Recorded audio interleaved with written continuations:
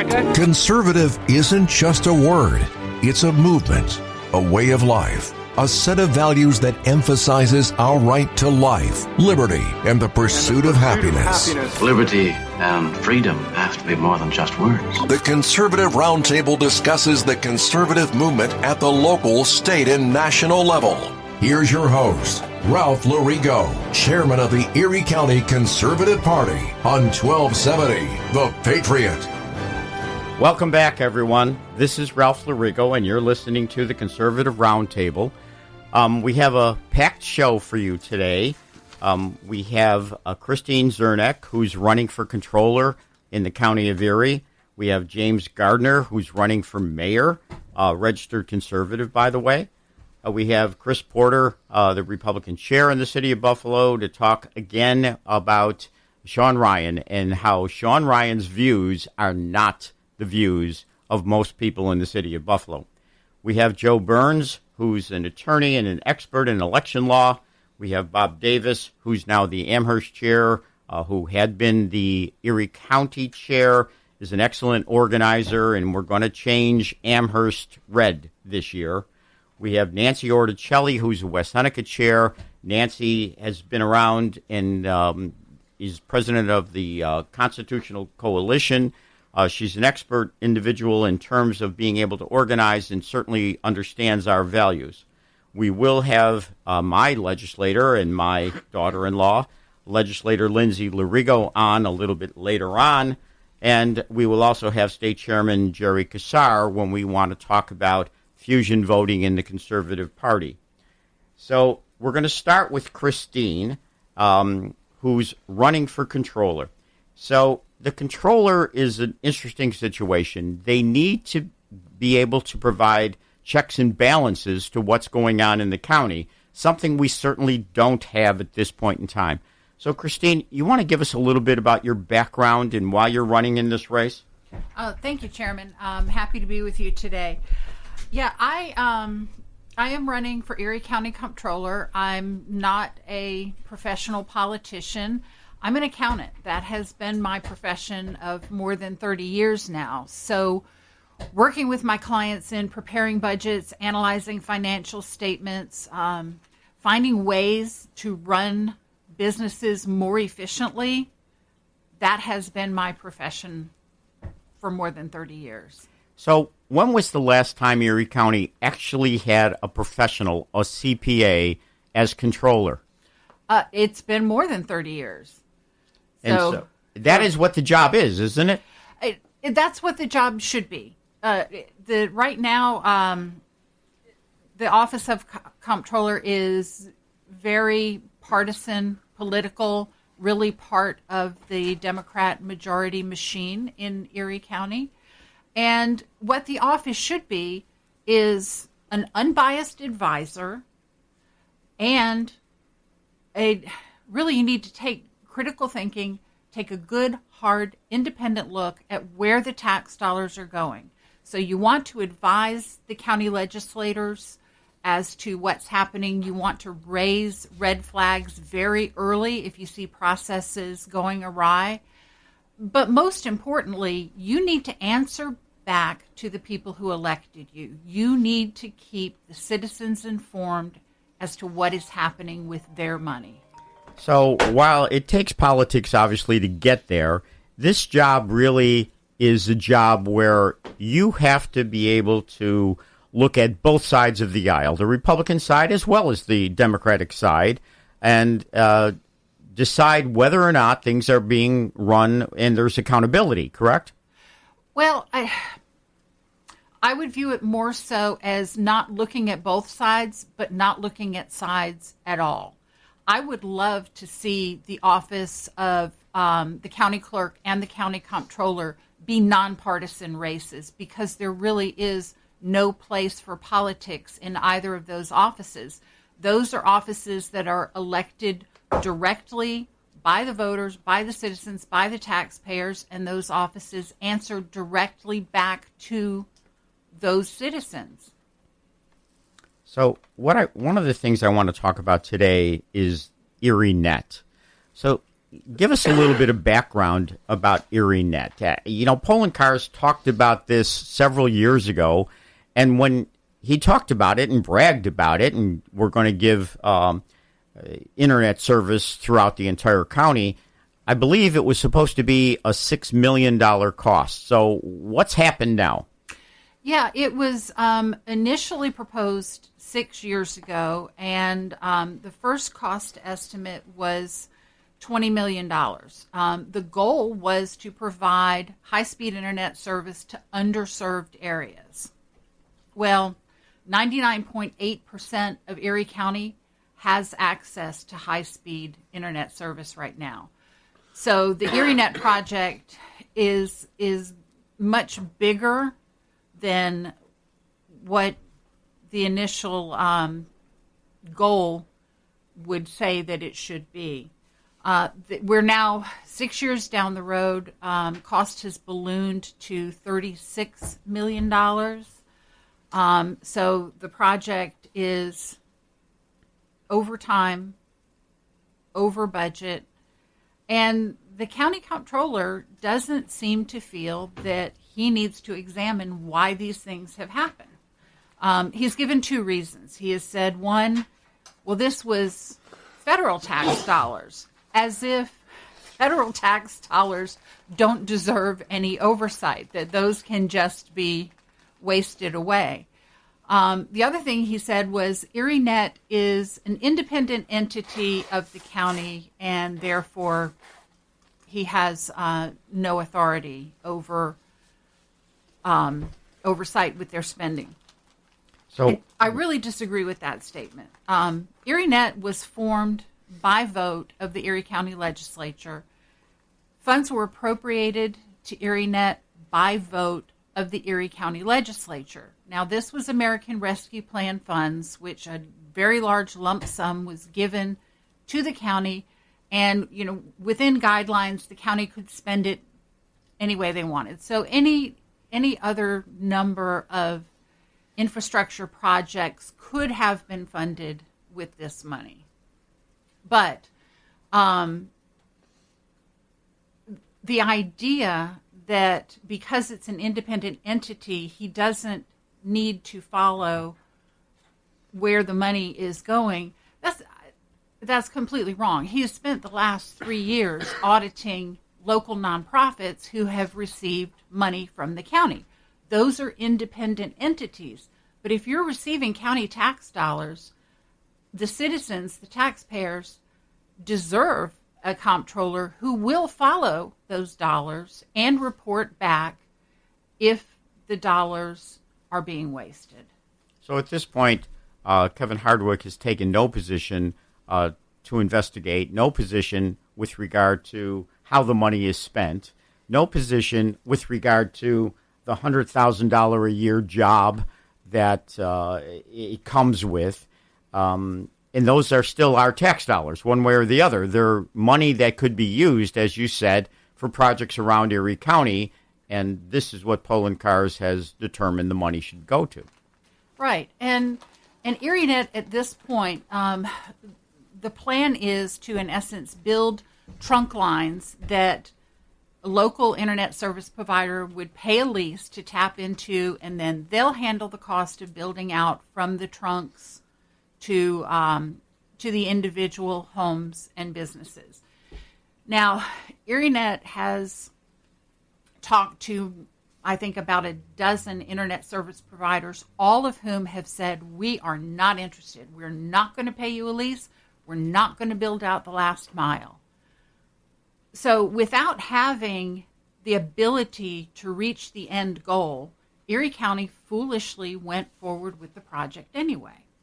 Now, there are a bunch of case studies, other municipalities that have done this same sort of project, found themselves in the same position, and in the end, what they had to do was put in tens of millions of dollars more to build out those last branches of the network themselves. Then, because they don't want to be in the business of being internet service providers, they sell the network. That's when the private internet service providers come in. They swoop it up at a great discount. They didn't have to pay to build it out. Taxpayer dollars did that. And the taxpayers are the big losers because that money never gets recouped. Hey, Christine, isn't it way behind schedule, too, which is only going to cost more money? It's going to balloon the cost? Right, yes. Yeah, it's years behind schedule. So what would your position be? I mean, Melissa Hartman is given the position as executive director. What qualifications does she have? She brought no relevant skills or experience to the job. She was given that job as a political reward. She ran against Mickey Kearns a few years ago. She lost, and the Democratic Party gave her a very soft landing with a job that pays $100,000+ a year that she's not qualified to do. And we are suffering because of that inexperience. Recent reporting has said that ErieNet is so far behind because of unanticipated regulatory complexities.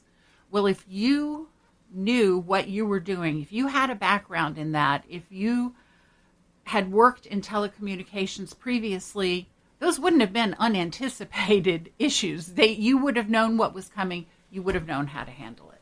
You know, Ralph, if I can, you talk about rewarding, the Democrats rewarding those that run. We just saw it happen the other day where a individual who was a former state assemblywoman lost last year in Cheektowaga, and the Democrats are rewarding her next week with a court of claims job. And in Amherst, by the way, the town that I'm the chairman in, we're trying to stop the all one-party rule that's existed there for 12 years. There's 21 people on the Amherst payroll, non-civil service jobs, therefore patronage jobs, again rewarded by the Democratic Party, in this case in Amherst. 21 people making over $110,000 a year. Where's the accountability there in my town? Right, and that's the problem, is if you're part of the system, you're not going to criticize the system. And I think that's why it's important to elect someone like me, who I'm not a career politician. I'm an accountant. I am an outsider who wants to come in, and I'm someone who has the courage to call these sort of things out. There's not a party system that I am beholden to the way Kevin Hardwick is. Where's the transparency? What would you do differently than is being done? I hear you saying substantially you would do things differently, but what specifically can be done to inform county taxpayers of what's going on, to give county taxpayers this accountability that they certainly deserve, and to put people into positions that actually have qualifications? Right. Yeah, it starts with, structuring your own administration. Okay, you don't pack those types of jobs with folks that you're rewarding for being political allies. My director, my deputy in charge of audit, will have a background in auditing. Deputy in charge of accounting will have a background in accounting. That's not the way it is right now. I think the most important thing to do is to report back to the taxpayers. There's really no one else that an elected official is accountable to. So that has to do with not stonewalling FOIL requests when they come in. If someone wants to know specifically how much have we paid this particular person, this particular entity, they are absolutely entitled to know that information and to get it promptly. And also issue regular reporting. This is what our office is working on. This is what we're finding. This is where your tax dollars are going. This is where we see problems. So tell me this. Can the project be saved at this point? Do you believe that we can accomplish this project in some accountable fashion to the taxpayers of Erie County? Yeah, I think at this point, the best thing to do would be to stop and reevaluate where we are right now and what our actual goals are. So building out a 400-mile network that is actually in competition with existing internet service providers isn't the way to go.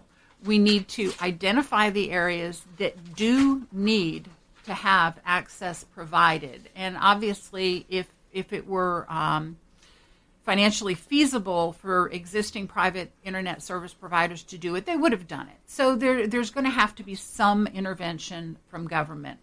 But the far less expensive way to do that is to target only those areas and either partner or contract with the existing internet service providers because they know what they're doing. They can actually make it happen.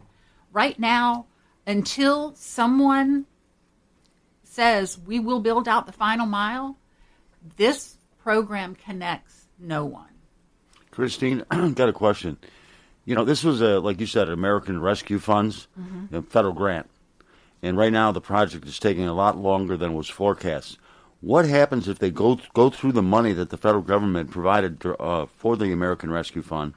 What happens if they go through that money and the project's not complete? You're going to have cost overruns? Is that going to be a burden on the Erie County taxpayer? It could very well be, because right now the plan doesn't include funding to build out that final mile. So if a private provider does not come in and do it, ErieNet's going to need tens of millions of dollars more to make that happen. And American Isn't Rescue that why Plan the comptroller funds should are be gone. auditing this? Isn't that why he should be doing it? I think so.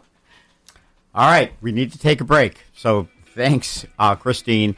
And certainly we'll be looking forward to you in November. Welcome back. So if you want to be part of the conversation or if you have a question, please call in. You can call 716-500-1270. Feel free to give us a call. We have a group here willing to answer your calls, willing to talk about these important topics. All right, now we're going to switch over again to the city of Buffalo. We have a very, very important race this year. The city of Buffalo mayor is one of the most important races we'll be looking at. It's the second largest city in the state of New York. And unfortunately, the Democratic nominee follows in the footsteps of the Democratic nominee in New York City, Mandami. So we have an alternative to that. So people who don't want a socialist, people who want reasonable government, have an alternative. And so we have here today James Gardner. James, give us a little bit about your background. I know it's stellar, but tell people what it's about. Well, thank you, Mr. Chairman, and it's an honor to be here. And what a wonderful show and panel that you've assembled. I'm an attorney. I spent the last 14 years of my life actually in public service. 7 as an assistant district attorney, 7 as a law clerk to a county court judge. So I'm those 14 years were intensive in the criminal law, understanding prosecuting cases, and then the last 7 helping county court judge Ken Case arrive at just decisions in matters that he presided over. And now I'm very happy to be in private practice, learning the arts of civil litigation. And I've really enjoyed that. But my primary focus, and obviously what brings me here today, is as a city resident for my entire life, meaningful life anyway. I know that the city of Buffalo cannot continue down its current trajectory, which has been the same trajectory of about 60 years. So that's essentially that is my primary focus these days. We just had a homicide in Cheektowaga. Tell us a little bit about why that happened, why it shouldn't have happened, more importantly, and what needs to be done. Sure, and I think you're referring to the tragedy involving Amanda Thompson, who was murdered on South Ogden Street in the city of Buffalo, right on the Cheektowaga line. And this case bears a very uncomfortable echo to a case that happened 2 or 3 years ago involving Kiera Hudson. It's a domestic violence situation, just as that one was. And just like Ms. Hudson, Ms. Thompson in this case did everything right. It's my understanding that the defendant in this case, who's now been indicted by the district attorney's office on counts of murder, first showed up at her home on South Ogden, armed with a firearm, and attempted to break into her home, commit a burglary, an armed burglary. And she called the police. Police were involved. The Buffalo Police Department, as consummate professionals, quickly apprehended the defendant in this case, where he was brought before a judge. And ultimately, this is where the system failed Ms. Thompson, is the current bail laws in New York, things that were the law that was written, sponsored, and championed by my opponent, Sean Ryan, puts judges in a terrible position, because even with all of the changes that they've made, and your listeners may be aware that this legislation first came out in 2020, and it has been so deeply unpopular, both with the public, with prosecutors, with members of law enforcement. They've gone back, the legislators in Albany, numerous times, 3, 4, maybe 5 times, to go around and make cosmetic changes to this piece of legislation, but have really left the heart of it intact. And the goal of that legislation really is to ensure the release and nothing more of a criminal defendant to once they appear in front of the judge. And for a long time, the judge had to, if bail was to be set, the judge had to select the least restrictive measure that would ensure the return of the defendant. Now, last year they changed the wording in that law slightly to now it reads something along the lines of the kind and degree of control or restriction necessary to reasonably assure the principal's return to court. But the idea, the intent behind the legislation is the same. And that is to release defendants, to release criminals, to release people accused of these crimes back into the street. Now we pick up back where we started with the case of Ms. Thompson. But before you get deeper into that, I mean, we've taken away the right of judges to make a decision on an individual basis. Hasn't that what's happened? A judge is sitting there. He has the facts in front of him. He has the individual, and these are all individual cases. None of us want some poor person to just stay in jail, but judges are, they don't either. And so they have the facts, and yet they no longer have the decision. Isn't that correct? That's absolutely right. The thing that is so dangerous and is so alarming about this legislation from its inception is that it's handcuffed judges. It stripped away their discretion. The criminal law is a blunt instrument. It works best when judges who are accountable to the people, they're elected officials, when they can view and consider the defendants as they appear in front of them, and when they're informed with all of the context, all of the issues that brought that individual before them.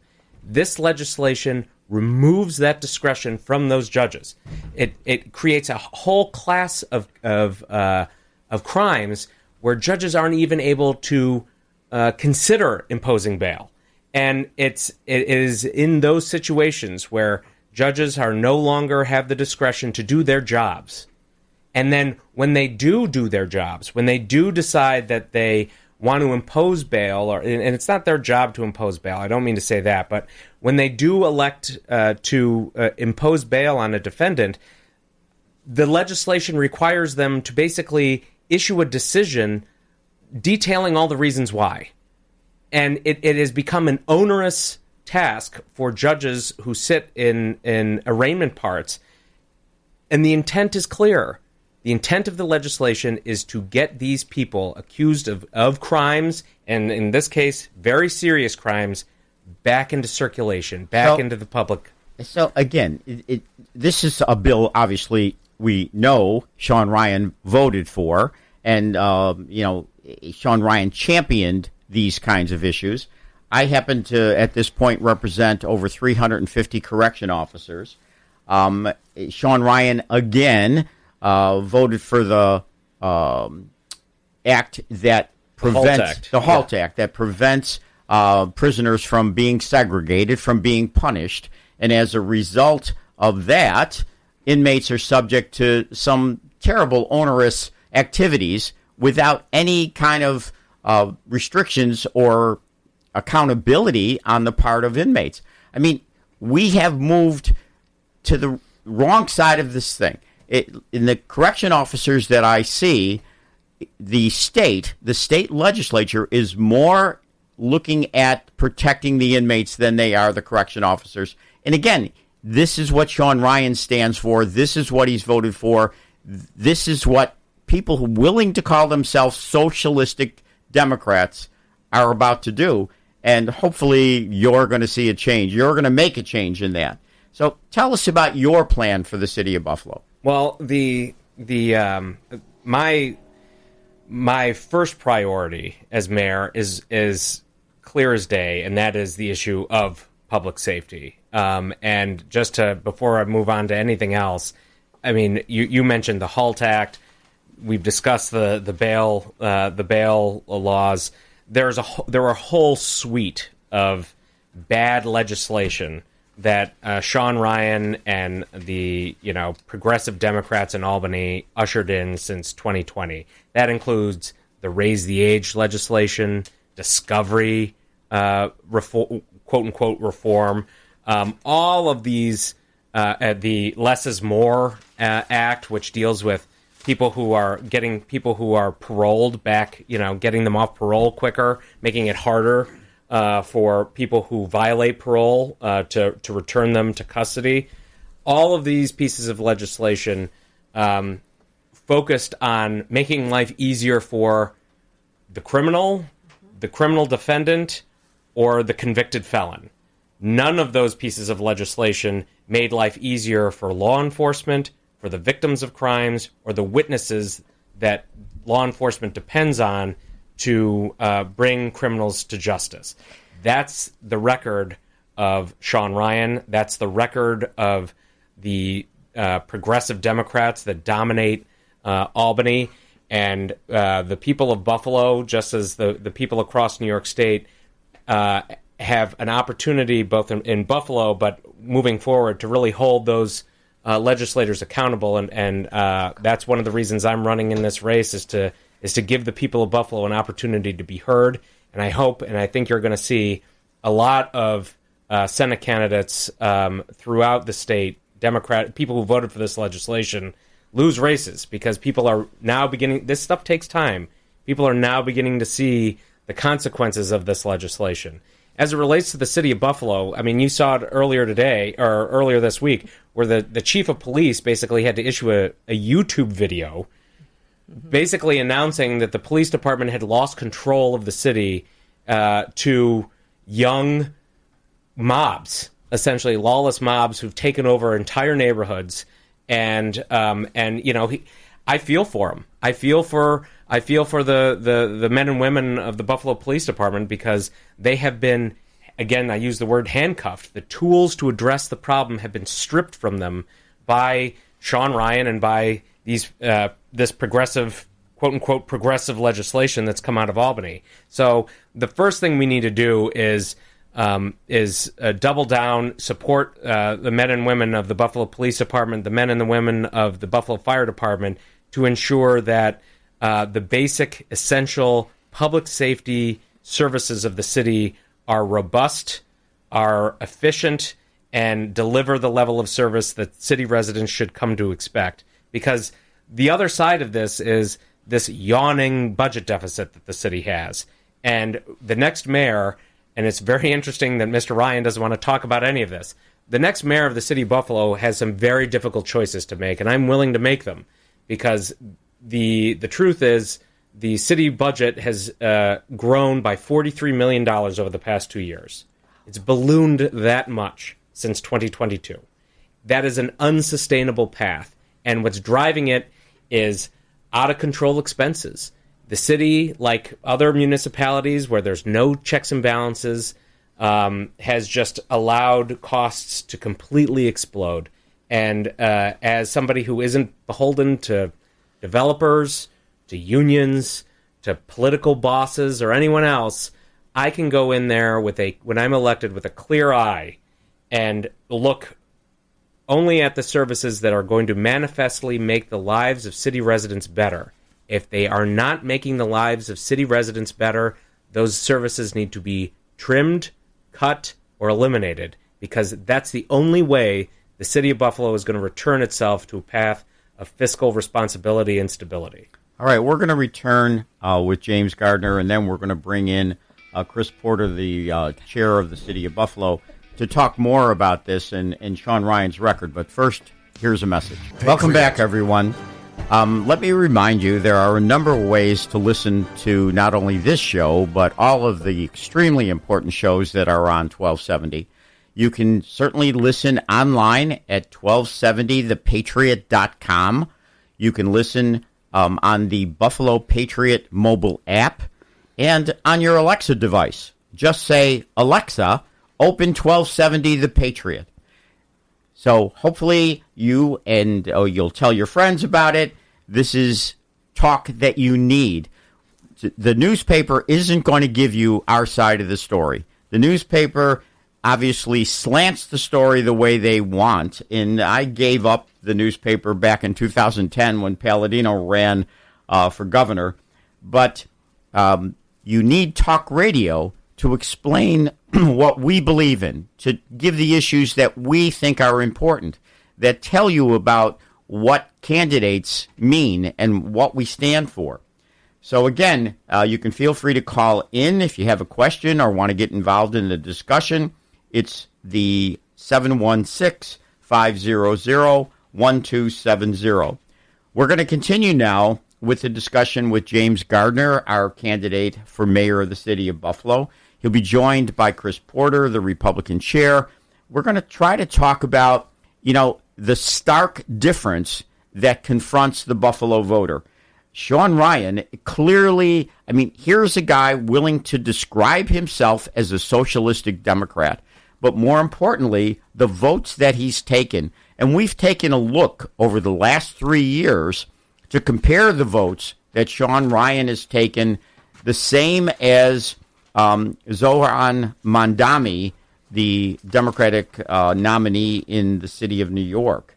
And it's terribly telling to see that Sean Ryan is within a couple of steps of Mamdani. In fact, in 2022, he had 100%, his voting record, 100% along with Mamdani in the assembly. In 2023, 95%. This is critical. This is what every person, every voter certainly needs to know. So, James, tell us some of the differences. And Chris, feel free to chime in here.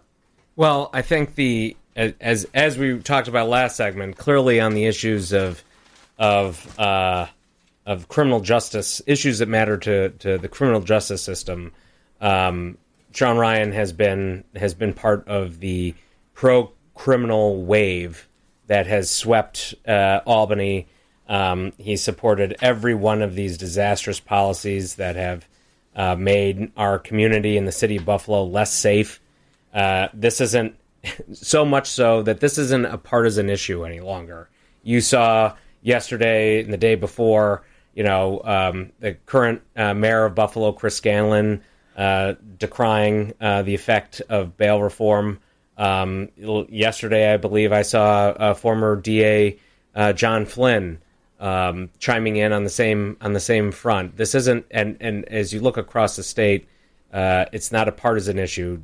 Democrats who care about law enforcement are united with Republicans and with conservatives against the disastrous consequences these pieces of legislation have had. Moving on from that part of it, Sean has been right there with the crowd who wants boys playing in girls' sports. Right there, telling people voting that it's okay for boys to use men to use girls' bathrooms. These are issues and topics that are completely out of step where the vast majority of common sense voters in the city of Buffalo and across New York State are. In addition to the fact that he's voted for every budget that has come out of Albany. Those budgets have increased spending year after year after year after year. And how have they paid for it? By jacking up everyone's taxes. And it's this. He belongs to this cabal, this group that believes that there is no government program that cannot fix the problems of communities like the city of Buffalo. And where I think, and that is why I believe I have such a great opportunity in this race, because the contrast could not be starker. I believe and support my entire career has been in the service of law enforcement and the criminal justice system. I believe, and I know as someone who can read a budget and look at the situation and realize that the key to the problems facing the city of Buffalo, just like the keys to the problems facing the state of New York, are not increased taxes. It's not more government programs. It's about right-sizing government, eliminating the waste. In the city of Buffalo, as I mentioned, a $43 million increase over 2 years. It's absolutely unsustainable. The state of New York is the same way. They're literally the tax and spend party, and there's no check on them until we do something about it. So those are some of the clearest, cleanest contrasts. Not to mention the fact that Mr. Ryan has been in government for 12 years. He's had 12 years to deliver substantive change to the city of Buffalo, and he hasn't done it. Not as an assemblyman, not as a state senator. He's merely riding the same gravy train as every other Democratic politician in Erie County. Promotion to the level of your own incompetence. And that's where we are. It's just another movement of the chess pieces, and I don't have any faith, nor should the voters of the city of Buffalo, that Sean Ryan is serious about solving any of the issues facing the city and serious about making the city more livable. Throughout those 12 years, part of the city was in his district for each of those 12 years. He's represented the city every day he's been in public office, and you see the results. So when you're part of the problem, it's hard to figure that you can be part of the solution. Absolutely. Absolutely. And that's part of the contrast. That's part of this campaign, is that, and voters get it. Voters across the city, no matter what community, what neighborhood I'm in, people know what this is about. A continuation of the policies and the people that delivered them to the place that the city is now, or do you make a change? And I know in a city where everybody in the media always throws out the enrollment advantage, I can tell you this: the Democrats in the city of Buffalo, the vast majority of them are common sense, moderate Democrats. These are not people who want to see boys using their daughters' or their granddaughters' bathrooms. These are not people who want to see their daughters' basketball teams taken over by boys. These are people who want a safe community, who want government out of their way, who want to treat their neighbors with respect and with dignity, and they want to make this place. They want to make the city a place where it's easier for them to live, and it'll be easier for their children to live. And Sean Ryan does not deliver on any one of those points. I will. So, Chris, let's go through some of these. Go ahead, Chris. Sure. So I have a couple comments, and I know this guy very well. I've litigated against him about 7 or 8 times. I've debated him. I've talked to him. I know how he thinks. And James made some great statements there. And I'd say the one word to describe Sean is extreme. And extreme is a major way to describe him. And he's extreme in many ways. James named a few of the ways. Now, on the bail reform issue, James is a strong proponent of having fair trials and fair processes. He knows that. He's worked as a prosecutor. He worked as a clerk for a law judge. He very much believes in having fair processes. And, as James said, the problem with Sean Ryan's position on bail reform is it's too extreme. He went too far. Sean likes to characterize things in terms of discrimination. He sees discrimination everywhere. There is certainly some discrimination, but overstating it as he does and trying to characterize things in an all or nothing way, that if you oppose, basically Sean's position is, if you don't agree with him on bail reform, then that just means you want to put a whole bunch of black people in jail. That is not what James is saying. James gave a very detailed analysis of the problems. Sean went too far with the bail reform law. But that's only one example. Now, James talked about, and correctly, that Sean has not been a bystander for the last 12 years. He's acted like he has had nothing to do with the city of Buffalo's problems, that he just happens to have been out there. And Buffalo deserves better, he says. He keeps saying that. Buffalo deserves better. Well, I do agree with him in that sense. Buffalo deserves better. They deserve better than Sean Ryan. That's what we deserve better. This is a guy that's been around for 12 years. And what did he do in those 12 years? Every one of the problems he talks about, he had plenty of time to fix those problems and didn't do them. Now, he did accomplish, I will give him credit, for one thing he did accomplish in those 12 years. And he put a lot of time and effort into this and was on the news media quite often. In 2019, he succeeded in getting Chick-fil-A banned from the Buffalo airport. Great job, Sean. He put a lot of effort into it, and his whole rationale was that the owners of Chick-fil-A, he said, they opposed gay marriage. Now, the people that ran Chick-fil-A, they were serving gay people. They were serving every member of the LGBTQ community. If they had been doing that, that would be one thing. Discrimination only works one way for Sean Ryan, isn't that true? That's correct. That's correct. But and by the way, in the litigations I was involved in, pretty much every one of those cases was a discrimination case where I felt they were overreaches. But, that's one example.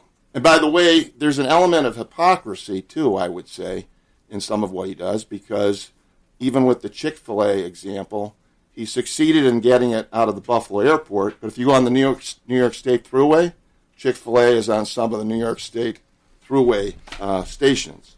But if we look at some of his specific votes, there are other examples.